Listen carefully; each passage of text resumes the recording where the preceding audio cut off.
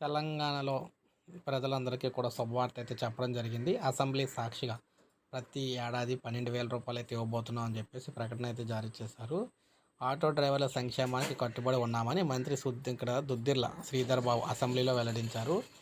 ఇక్కడ గవర్నర్ ప్రసంగానికి ధన్యవాదాలు తెలిపే తీర్మానంపై చర్చ సందర్భంగా బారాస ఎమ్మెల్యే పల్లా రాజేశ్వరరెడ్డి పలు ప్రశ్నలు లేవనెత్తారు. గవర్నర్ ప్రసంగంలో అరచేతిలో వైకుంఠం చూపించారని, 30 మోసాలు, 60 అబద్ధాలు చెప్పారని చెప్పేసి అన్నారు. అయితే ముఖ్యంగా చూసుకున్నట్లయితే ఏదైతే ప్రభుత్వం చెప్పిందో అది చేస్తా అని చెప్పేసి వీరైతే చెప్పారన్నమాట.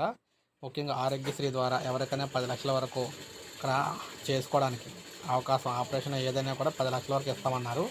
అదేవిధంగా ఆర్టీసీ బస్సులు మహిళలకు మహాలక్ష్మి పథకం ద్వారా ₹1 తీసుకోకుండా ఇస్తున్నామన్నారు. అదేవిధంగా ఆటో డ్రైవర్లను ఆదుకోవడం కోసం ప్రత్యేకంగా వారికి ఒక్కొక్కరికి ప్రతి ఏడాది 12,000 రూపాయలు ఇవ్వడానికి సిద్ధంగా ఉన్నామని మంత్రి గారు అయితే చెప్పారు. చిన్న చిన్న సమస్యలు వస్తాయని మేనిఫెస్టోలో ఆటో డ్రైవర్లకు కాంగ్రెస్ పార్టీ అభయం ఇచ్చిందన్నారు. ఏడాదికి 12,000 అందజేస్తామని హామీ ఇచ్చామని తెలిపారు. ఈ మాటకు తమ ప్రభుత్వం కట్టుబడి ఉందని చెప్పారు. వచ్చే బడ్జెట్లో దీన్ని ఖచ్చితంగా అమలు చేస్తామని ఆయన చెప్పారు. సో రాబోయే బడ్జెట్లో వీరందరికీ కూడా ఒక్కొక్కరికి 12,000 రూపాయలు చొప్పున, అంటే ఆటో డ్రైవర్లు ప్రతి ఒక్కరికి 12,000 రూపాయలు చొప్పున పంపిణీ చేయబోతుంది అనమాట. సో ఇది ఫ్రెండ్స్ వీడియో. నేను లైక్ చేయండి, సబ్స్క్రైబ్ చేసుకోబోదు మన ఛానల్ సబ్స్క్రైబ్ చేసుకుని